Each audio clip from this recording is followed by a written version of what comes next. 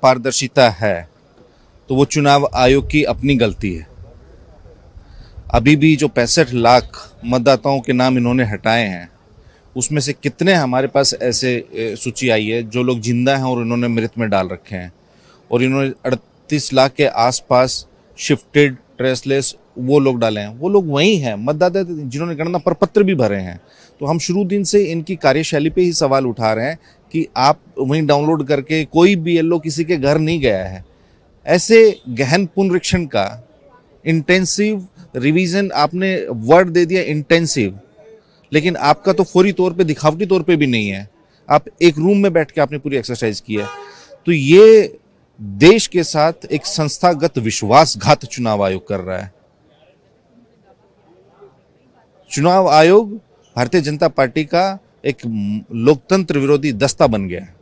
जबकि बीजेपी कह रही है कि आरजेडी के लोगों ने जिस तरह से उनके दो पहचान पत्र, क्या ये गलत नहीं है? तो आप भी पे हमलावर हो रहे हैं।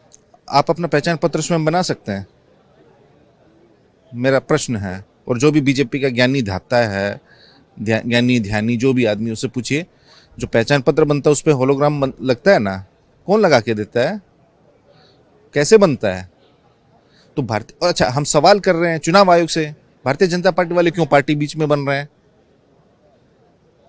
भाई हम प्रश्न, चुनाव आयोग इंडिपेंडेंट कॉन्स्टिट्यूशनल बॉडी है तो हम उनसे सवाल कर रहे हैं। चुनाव आयोग हमने बिंदुवार we have asked very pointed questions, तो वो पॉइंटेड क्वेश्चंस का पॉइंटेड आंसर दे दे चुनाव आयोग, अगर उनकी मंशा ठीक है।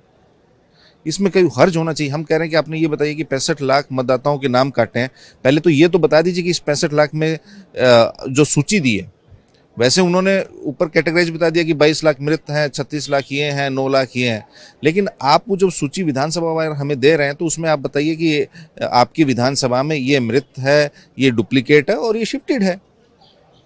वो ये दे नहीं रहे हैं डेटा, क्यों नहीं दे रहे हैं? उसके पास कंसोलिडेटेड है लेकिन वो नहीं दे रहे हैं, क्यों नहीं देना चाहते? आप पारदर्शी तरीके से अगर आप काम चुनाव कराना चाहते हैं तो। गृह मंत्री आज सीतामढ़ी जा रहे हैं, प्रौद्धा धाम में सीता माता के मंदिर का 800 करोड़ का प्रोजेक्ट को शिलान्यास करना है।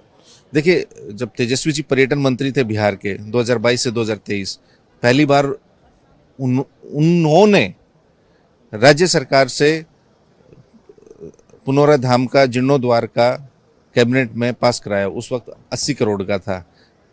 17 साल से इस सरकार को सुध नहीं थी कि माता सीता की जन्मस्थली पे कुछ कराना है। अभी जो चुनाव आया है तो ये लोग अपना जा रहे हैं, जाएं, अच्छी बात है, लेकिन चुनाव के वर्ष ही आपको सारी चीजें क्यों याद आती हैं? हम तो ये कह रहे हैं।